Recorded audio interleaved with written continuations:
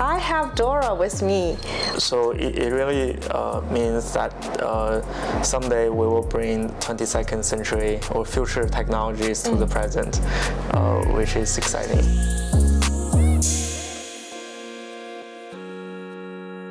Hello everyone, this is Meina, your crypto friend. Today, I'm thrilled to have Eric Zhang as my guest. Eric Zhang is the founder of DoraHacks, a global hacker movement and hackathon community.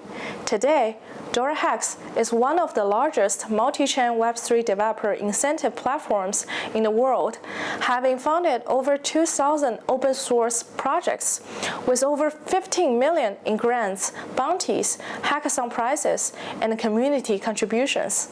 Let's welcome Eric. Welcome to my channel, Eric. And this is not alcohol, this is a shot of tea. Cheers. Thank you, Meina.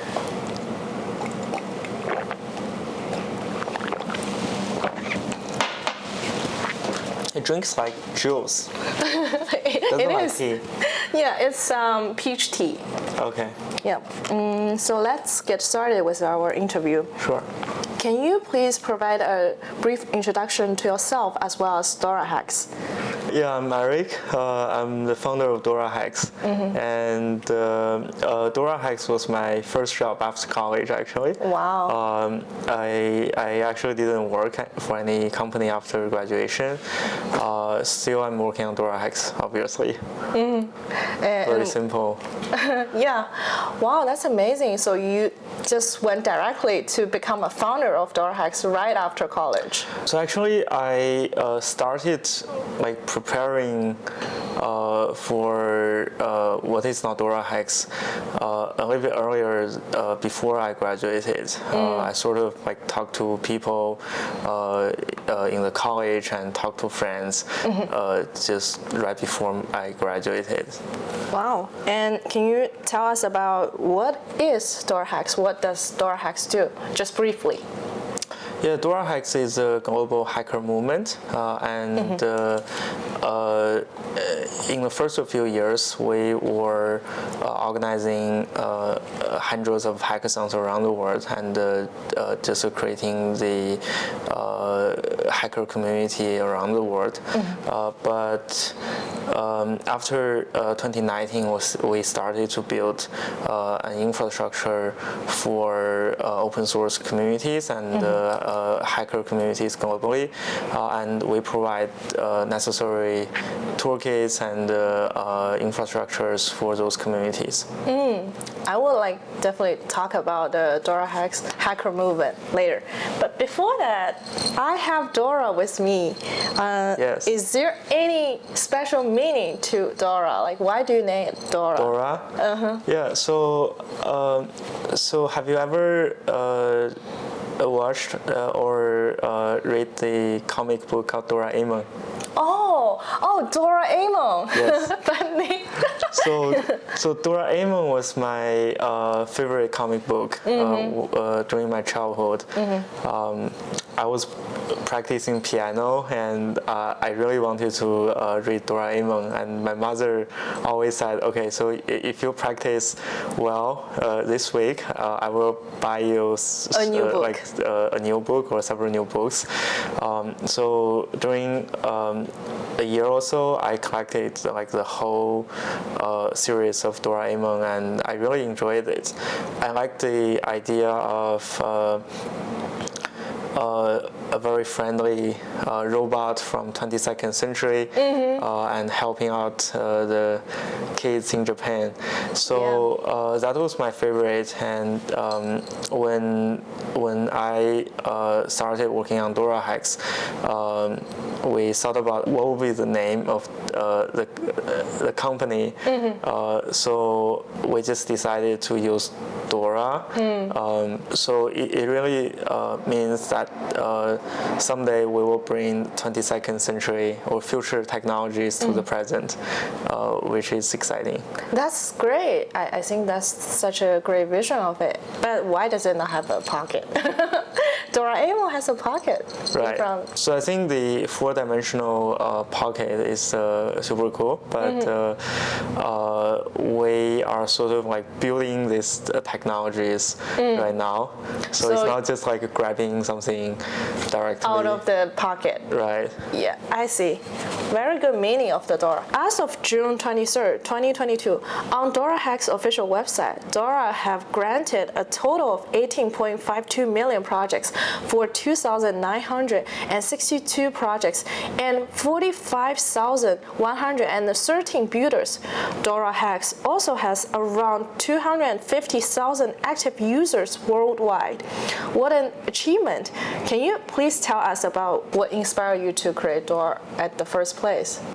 So Eric Raymond, one of the early open source or free software advocate, he talked about like 5 characters of like being a hacker.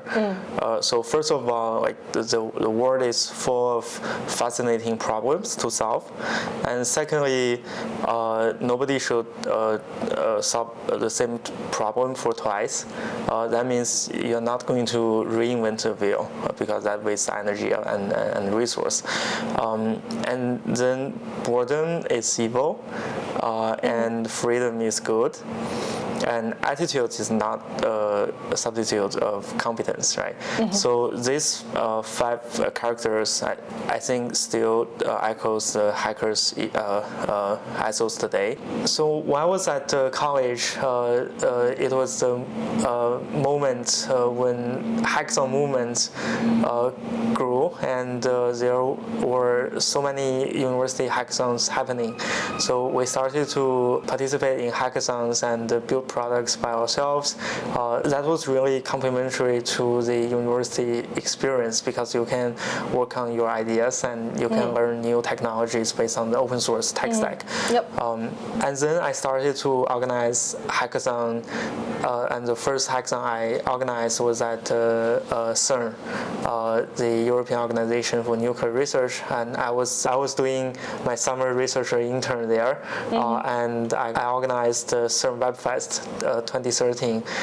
That was my first hackathon organizing experience. It was super fun, and after that I went to UK and we organized hackathons very frequently, even in our dorm rooms, in our common rooms. Wow. Whenever we had some ideas, we organized a hackathon. It doesn't matter where it doesn't matter. Order some pizza and drink some coffee, and we just hack on some ideas. We even organized a hackathon called Oxford, Palo Alto, MIT, Tanzania, Pali Hackathon. Wow. And right before DoraHacks, I invited Adam Williams, who was a co-founder of MHacks, the largest university hackathon in US. And he took a flight to Beijing, and we together worked with a few professors from Tsinghua University and organized a hackathon called T-Hacks. And T-Hacks was the first major university hackathon in China ever. You're the hacker movement in China, like almost the founder or initiator back in the old days. Right. I don't think there's a founder of hacker movement in China, but definitely when it was 2014, there was no hacker community in China. So we started DoraHacks right after T-Hacks. The goal of DoraHacks at that time was to provide a free community for developers and hackers whenever they have some idea or they want to escape from their work for big companies, they join DoraHacks and they can work on something for themselves. And that was very important. And very quickly, DoraHacks became very popular in Beijing, and then very quickly in other cities. so by 2017, 2018, we became a global hacker community. I think at the end of 2018, we had organized a few hundred hackathons in about 20 cities, more than 8 countries. Yeah. Yeah, so we got hackers from so many countries flying to our hackathons in different cities. Yeah. And that was a very cool experience. Yeah, that was such an achievement. So I think you really have achieved a lot after you graduate from college. But actually, the first 2 or 3 years was really struggling. I see. Yeah, it's super hard to survive because nobody wanted to form a hacker community. Right. How could you make money? Yeah, it's not profitable. Etc. Right? Yeah. But so that's why I'm glad you're here, and after so many years, it's such a large community right now, and you have more than enough for funding from all those different ventures, communities, institutions. Yeah, and I think very importantly, we are not making money from the corporates because if you make money from the corporates, you're essentially working for them. Right. And that is the problem of I would say, the old hacker movement, because every hackathon organization was hijacked by Google, Microsoft, and other big companies. Yeah. And because they provide sponsorship. Without their sponsorship, those hacker organizations cannot exist. So they essentially work for those organizations cheaply. So that's something we really wanted to avoid. Right now, I think we're really avoiding this situation. Yeah, I know. That's why people or developers loved DoraHacks, all those different events. Kind of, but now we are more working on the infrastructure side, which allows other hacker communities to thrive on our platform. So after so many years of hosting those hackathons or events, what characteristics or what do you think are the most important factors that make you a good event organizer or hackathon organizer? Yeah, so before DoraHacks, I organized events by myself. So it's just because I was passionate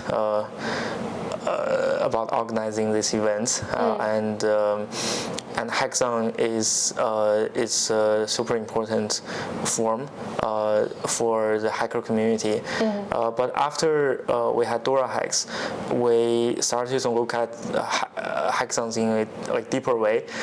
So first of all, we think of hackathons as a product. So how can we continuously improve the product? How to create a good vibe, and also what are the needs from hackers, from the sponsors, and also from different kind of participants, and how can we improve the user experience of a hackathon? What are the best venue, and what are the best foods for hackers at the hackathon? Actually, that was pretty important for the food. The venue and the food. Yes, because people will stay at the venue for more than 24 hours, and they will probably stay overnight. So it's really important to have a comfortable venue, and it's also really important to have food at some critical points, so that people are not like dying because of like working on the code. Yeah, so there are a lot of details, and when we look at these hackathons as product, we actually think a lot more than just like a simple event.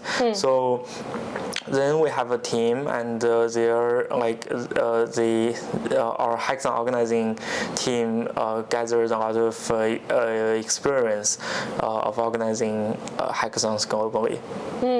So what are the most popular food? for the hackathon events? Yeah, so first of all, I think late night food is very important. So barbecue is always good. And so for drinks, if you organize a in-person hackathon, you just need to provide a variety of drinks, from water to Coke to some energy drinks. So because people have different choice. I think in the US, we organized a lot of hackathons in US, especially in 2018. People really welcome sushi. For their dinner or lunch, and also I think the second choice is Chinese food. Yeah, so Asian food, most likely. Yeah, sushi and Chinese food mostly. Very interesting. I never knew that they actually have a food preference for those hackathon events. Yeah, so the structure of DoraHacks before I would say 2019 was we had a core operation team that is coordinating all of these hackathons happening globally. But also we have local volunteers and local organizers. So whenever we host a hackathon in a new city,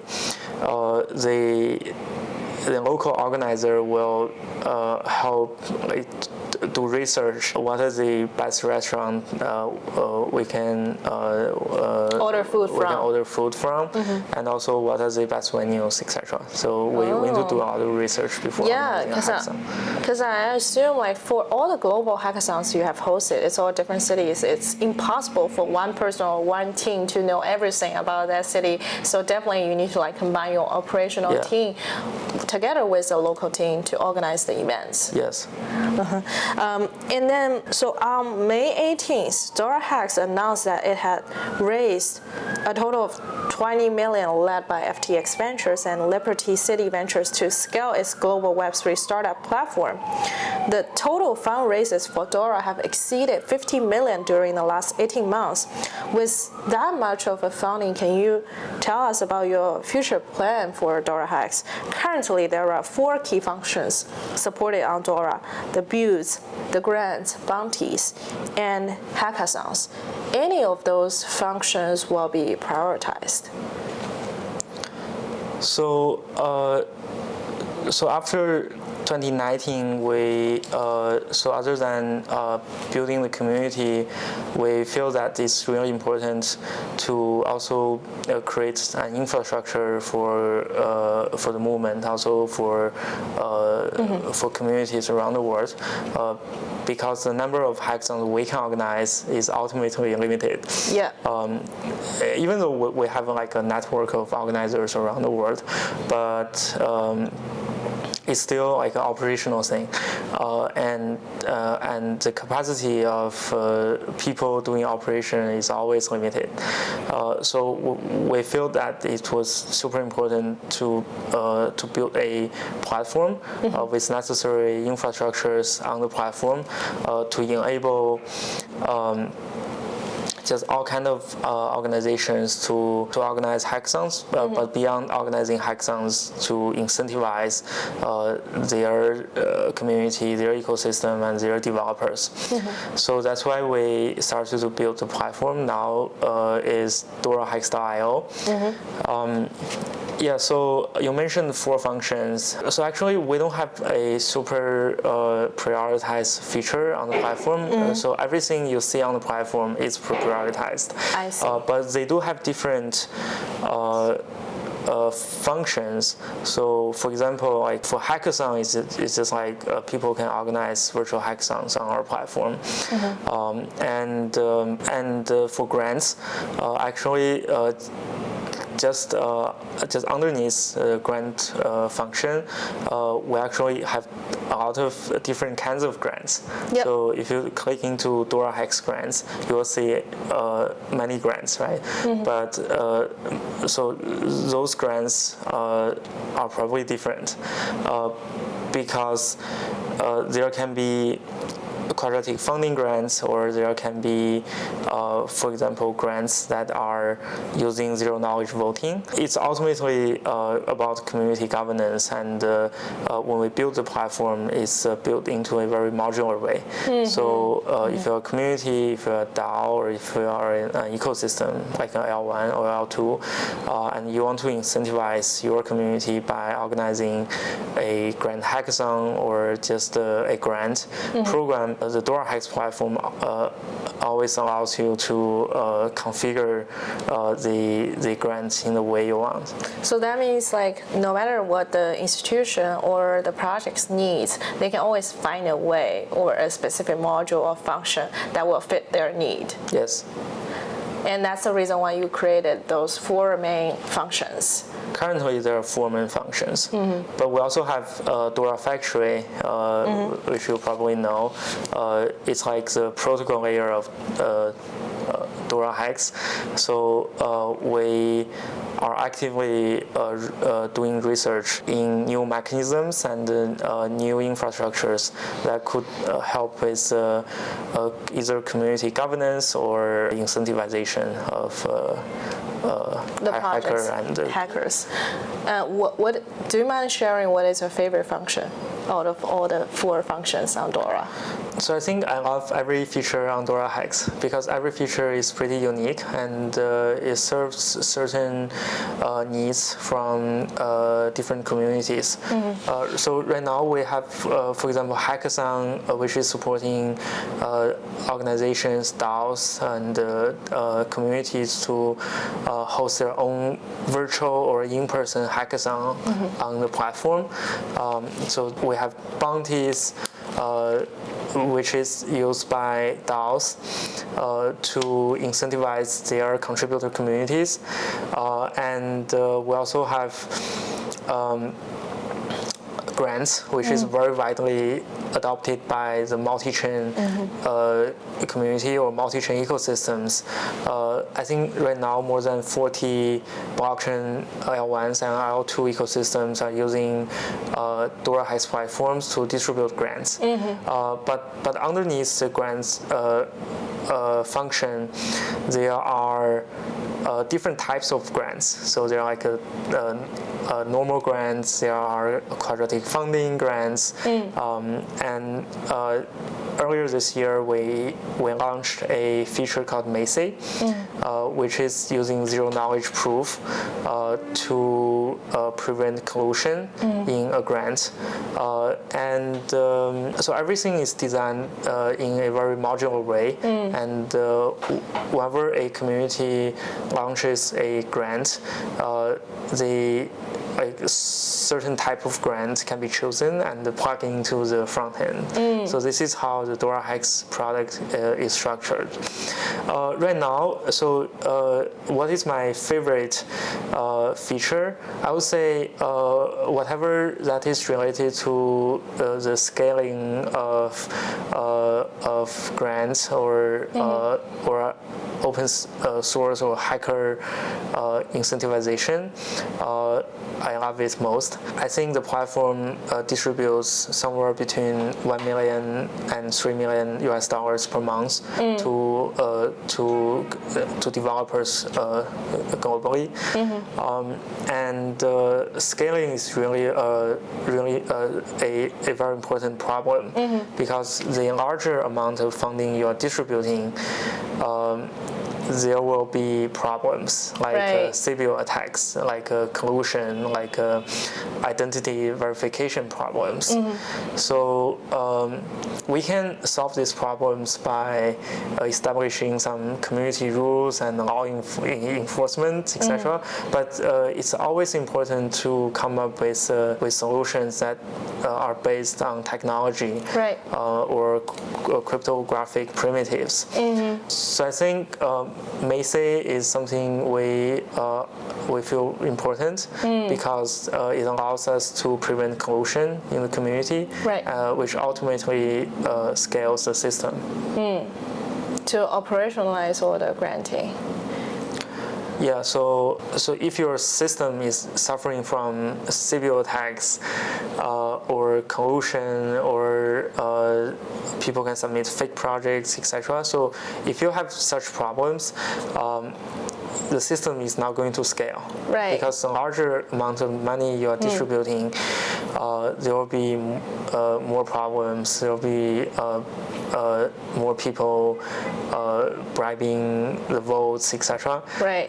So how can you prevent these problems In the long term. from happening in the long term? That is something we really care about. Let's say for the next 5 years, is there any specific milestones that you wanted to achieve for DoraHacks?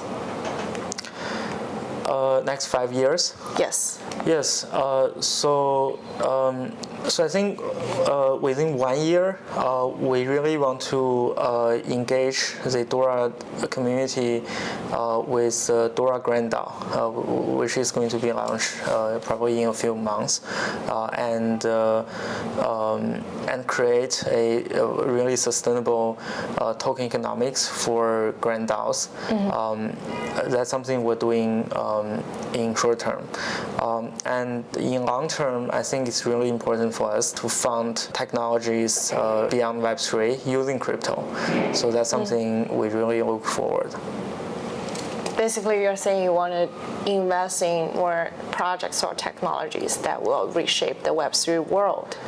It's not necessarily investment because on DoraHacks, most of the funding are distributed as grants, yes. So there's no return. But the hacker movement is definitely beyond Web3. It's definitely beyond crypto. But crypto is important because everything is open source and it enables global fast payment, and also we can create a lot of interesting crypto native tools for hacker funding or open source funding. But the scope of these projects are definitely not limited to Web3 itself. So we can definitely use crypto and these crypto native tools to support a broader range of hacker projects. And how do you plan to expand the network? Because I think Dora is the #1 hacker organizer in the crypto world, but it doesn't necessarily mean or it has a very large reputation in the broader world. So how do you plan to expand the network into the broader world? I think there are phases of crypto adoption, and we're not doing this just by one step. We're taking several steps, and in the first place, we need to do some smaller experiments. One of the experiments we have been doing was at the BNB Grand DAO, which happened in March, I think.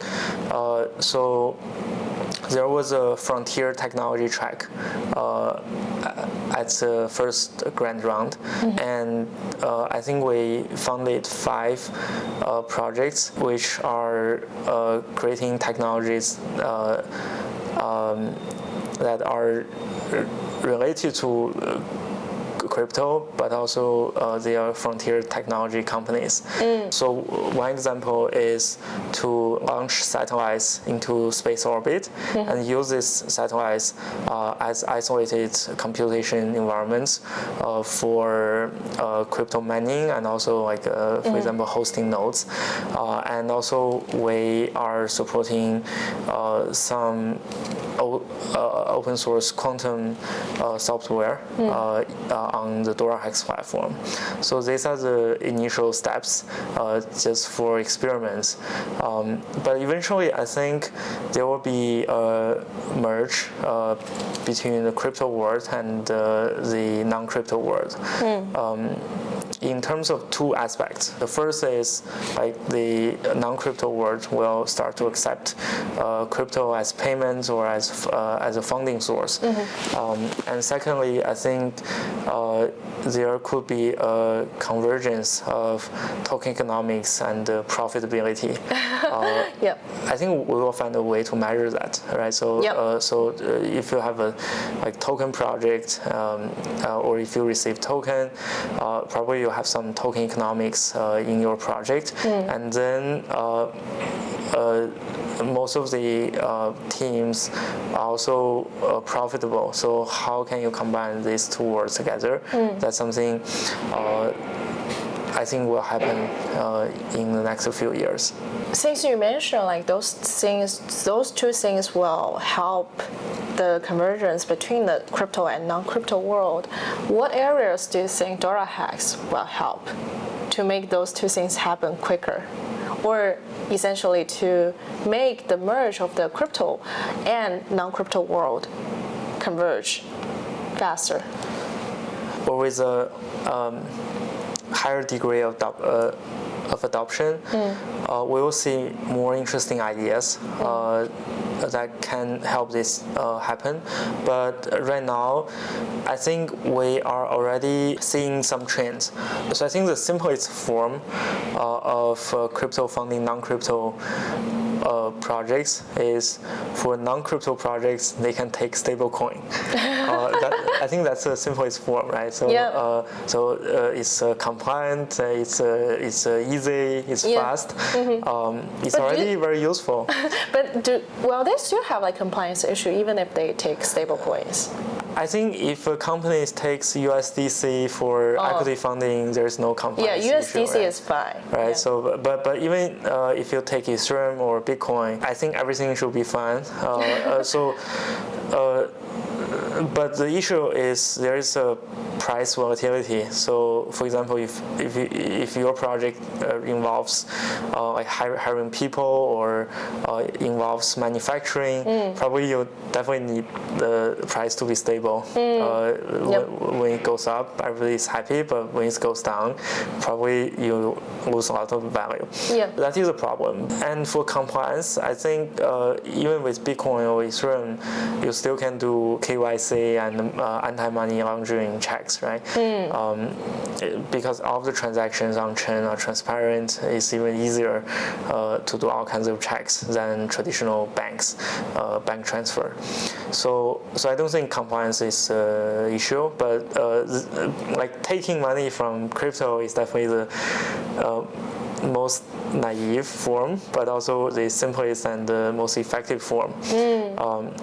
It can be the first step, and there can be like further steps. For example, what we are doing at DoraHacks, we create crypto native tools for distributing funds, right? So like the grant on DoraHacks, we involve the community, the ecosystem, the projects to incentivize open source developers, and these are largely enabled by crypto and smart contract. And without this technology, it's not going to be possible.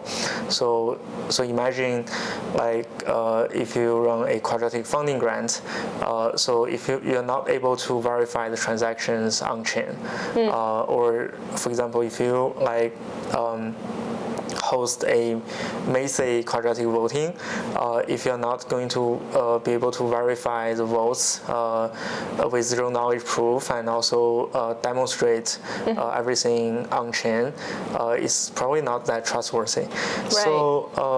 So there can be a lot of new developments towards this direction, and that's where crypto native technology is important. Yeah, of course. I think transparency and verifiable transactions is always like the key topics people will always talk about when we think about blockchain technology, and that's the reason why the users or the developers are building towards.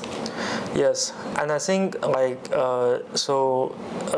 because the payment becomes programmable, things can be much more interesting. Meaning in what perspective?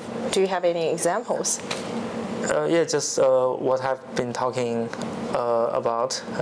Like if you transfer fiat, you just transfer fiat. You cannot program the fiat. But if you transfer crypto, the crypto can be programmed in a way that your... Oh, you are saying like we can, so because of the smart contract mechanism we have, so we can implement like different conditions for the funding. It's not necessarily about smart contract itself, but when you have crypto, either it's programmed on-chain or it's programmed off-chain. It can be programmed, right? So, but if your money is in your bank, you cannot program your money. But if your money is on Ethereum or on, for example, BNB chain, you can program it. So there's more possibility, even though like we don't know what kind of possibility will be great, but essentially people have the flexibility and freedom to create those different possibilities. Yes. Yeah. Just like what we're creating on DoraHacks platform. Yeah, and this also echoes earlier what you said. Like one of the 5 characteristics hackers is freedom is good, freedom is important. Yeah, it's all about freedom because so if you have freedom on the infrastructure level, you open up a lot of possibilities. Before, I already mentioned that DoraHacks is the largest community in the Web3 space, the largest hacker community in the Web3 space. How do we ensure that Dora will stay as the #1 builder community, and what do you think of the current competition between different builder communities? So our goal is actually not to stay #1 in hacker communities, and also I think we're definitely one of the largest hacker communities and platforms, not necessarily the #1, but really our goal is not to stay #1, compete with others. I think there are a lot of possibilities in different fields that need hacker moment. So it cannot be all covered by DoraHacks. There can be different organizations, different kind of platforms, as long as these organizations and the platforms are innovative, right? So one thing at DoraHacks, one thing we really care about is to create a non-stopping hacker movement where we can have a growing hacker community by providing the platform and necessary infrastructure to the communities and the individuals. That's something we really care about. So most of our energy and resource will be used to drive the product innovation and also to think about new mechanisms that we can better fund the hacker movement. So it's really not about competition. We care very little about competition, and we actually want to see that like more open source communities and organizations can create more solutions in different industries. For example, the biotech industry, quantum computing, or even traditional industry, they can be revolutionized with the open source or hacker approach. Yeah, so it's more about collaboration, and that means you're very willing to collaborate with other hacker communities if there's a chance. Yeah, so think about like 2 words. One word is like everything is protected by IP and everybody works for the big companies. And the other word where you have a lot of hackers, people are working on their ideas, people are solving problems they think important. I think definitely the second word has more productivity and it's more fun. So the hacker community, even the open source community is a super minority in the society. Oh, yes. So we have a very large space to grow. to create this different world. Yeah, I totally agree. I mean, me myself, I also code. I also use a lot of open source tools. So sometimes when I see the world, I feel like, oh, a lot of people are actually using those open source tools. But if we actually go onto the street talking to average users, that's not the case. So we definitely need to think from an average user's perspective. Yeah, I think 2013, 2014 was a threshold. So before that, like the open source tech stack was not like widely adopted. But after those few years, I think most of the startups, especially in crypto and Web3, everyone is now using open source tech stack. And I see very few startups are building their products based on closed source tech stack. Yeah. So definitely there is a trend. And hopefully DoraHacks will be an important member or important force to promote all those open source mentality and the development of those open source tools that will benefit the general community. Yeah. I think culture promotion is important, but building products and infrastructure is more important. And that's the reason why all those hackathon events are so productive, because you gather all the hackers together. They can work on all the inspiring projects and problems. Yeah. Another question from my side is, what do you think are the major difference between the in-person hackathons and the virtual hackathons? Because DoraHacks has hosted so many different hackathons during most of the crypto conferences and events. For example, the recent 6 million Definity Supernova Hackathon from May to June, and the 1 million East Denver Virtual Build-a-thon from February to March. What are your thoughts between the in-person one versus the virtual ones? I think virtual hackathons really took off after the pandemic. Before the pandemic, there were virtual hackathons, but people love in-person hackathon for a few reasons. Still, I think personally I like in-person hackathon more than virtual hackathon, because there is personal interaction, and you can just sit next to your teammate and code together. And also you can just walk around and talk to other people. Yep. So these elements are super important. But on the other hand, if you have a virtual hackathon, you can have builders from all over the world to join one hackathon. So there is a different set of possibilities.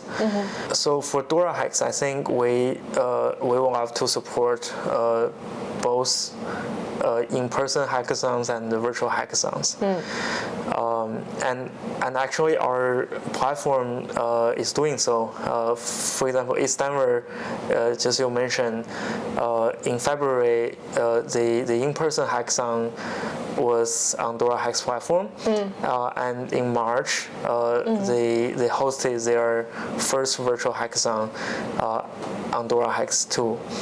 So I think we will keep supporting both in-person hackathons and the virtual hackathons, as long as there are open source communities who that really focus on their topics and organizing these events. Yeah, having both forms will definitely attract more users or retain more hackers. Maybe some people they don't like in person, they prefer virtual, but maybe some other hackers they definitely likes the in-person connections with other hackers. Yeah, but actually there is a limit of how many in-person hackathons you can actually attend. Because if you're actually hacking at a hackathon, you are mostly likely going to stay overnight. It's pretty exhaustive after that. So from our statistics, a hacker can attend at most 2 or 3 in-person hackathons every year. Oh, because they feel too exhausted after the hackathons. Yeah, because it's going to be exhaustive. But you meet great people. So I see. There's a trade-off. I never knew that because I never personally attended a hackathon as a hacker. Yeah, you work with other people, and because you have to create something that works in 48 hours. So basically, you're not going to sleep. Yeah, the mental stress is super, super high. Yeah, and you're not sleeping. So so it's going to be very stressful. You're not going to attend hackathon every week, even every 2 weeks, every month. It's probably every half a year. Do you still participate in hacking during those hackathons, or do you just attend purely as an organizer? Mostly organizer. I don't participate in any hackathon just to build anything.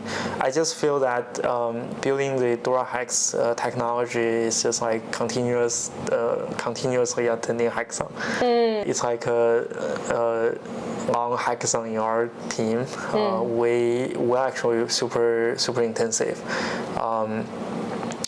Yeah, but personally, I don't normally attend hackathons. Got it. So I know that in addition to the grants, DoraHacks also has its own fund. Because in December 2021, you have published an article talking about infinite funds and infinite games, demonstrating the new way of venture capitalism. Can you please elaborate on the concept of the infinite fund? So the idea of infinite fund is to create a venture fund that has infinite fund cycles. And in that way, we can eliminate the fund cycle curse, I will call them, because in many cases, especially in the crypto industry, the fund cycle is so short. And they will dump on you. Yes, the funds. Right. So like the founders are pressured by the GPs, and GPs are pressured by the LPs. And everybody is so stressful, and I think that's also partially contributing to the cyclic nature of the industry. Right. So when we think about like creating a venture fund to support hackers, we think about a fund with infinite fund cycle. But how can we do that? One way of doing that is to self-fund everything with our own money. That's definitely one way. But so in the article, I also described a potential way to engage the community, where we can use NFT as a community pass and also engage the community into this mechanism. So there are a lot of details in the article which you can access at research. I will share the article link into the description of this YouTube video. Yeah. And also it's going to be interesting to have an NFT driven fund. So we can have interesting NFT token utilities other than just signaling wealth. Yeah. Essentially expanding into all those different segments or categories for the investment is inevitable for your venture fund. As you grow DoraHacks, as you get more fundings, I'm really excited to see what kind of projects you will be investing in and to see those projects growing over the long term. Yeah, so there's one disclaimer. So the venture arm of DoraHacks is kind of separated from the platform. Yes. So when we build the platform and the community, we support every hacker community, and we support all kinds of hacker projects through the products, through grants, through hackathon, right? So at DoraHacks we have no bias, but at Dora Ventures we have our own thesis. So So one example is so the first Dora venture was established in 2020, and the second one was established in 2021. It's called Dora Venture 1. So the first one is Dora Venture 0. The second one is Dora Venture 1. So we invested most of the Dora Venture 1 funding to projects that are working on the intersection between crypto and frontier technology. But our mandate is not investing, so the Dora venture investment doesn't affect the DoraHacks platform. Yeah. I totally get that. I think that this is almost the end of our interview, but before we wrap up our interview, can you please share a fun fact about yourself to our audience? So I think recently we hosted several parties at different conferences, and I am actually pretty shy at the parties. Yes, we can tell. And I don't, so I'm not super good at talking to people. So I received a turntable on my birthday this year. Wow. And I'm planning to practice on DJ, and so probably you will see me as a DJ in our party next year. That will be very exciting. I'm I'm planning to practice in the second half of this year. That would be so amazing because people are going to see, wow, Eric is doing DJ right now. Yeah, who is that DJ?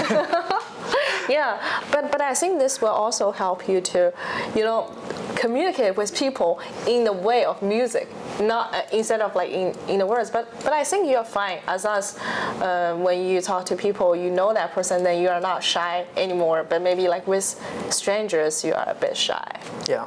Yeah, but then thank you so much for coming to my podcast today. I really think you share a lot about your hackers mentality, why you're organizing all those hackathon events, and me personally, I'm really supportive about all those events, and I think it's really, really important for people or hackers to realize that.